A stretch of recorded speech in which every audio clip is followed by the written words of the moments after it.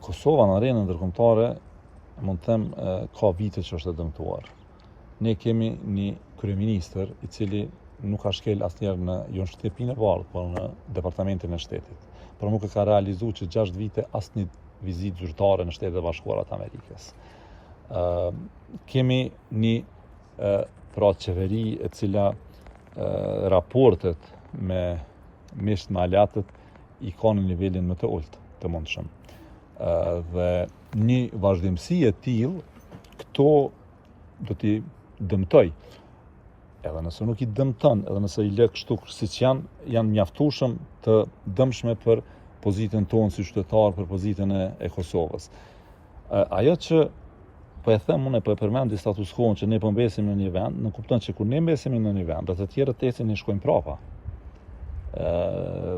Kjo është ajo cila është e dëmshme dhe askush nuk e trajton seriozisht.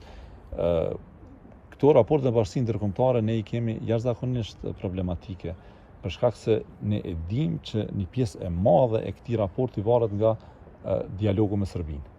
Ne po shohim që tash edhe Serbia është bllokuar për shkak të situatës së brendshme, edhe për shkak të raporteve me Kosovën.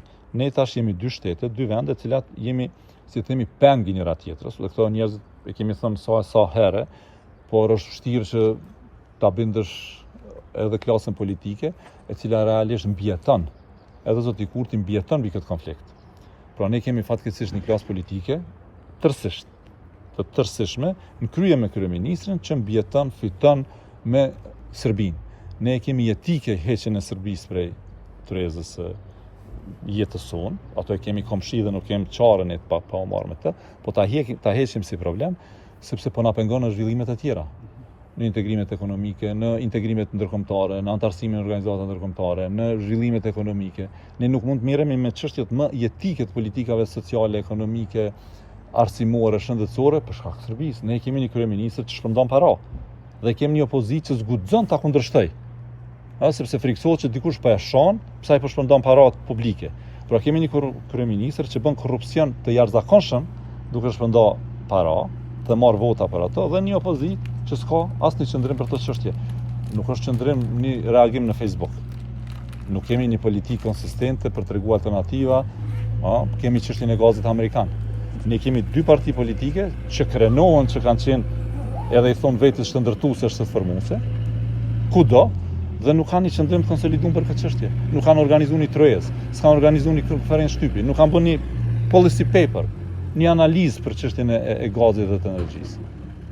Pra, është një gjendje problematike, jo vetëm për shkak të pushtetit, po edhe për shkak të mënyrës se si sillet fatkeqësisht opozita, që çdo gjë e marr me gram të votave dhe jo të politikave.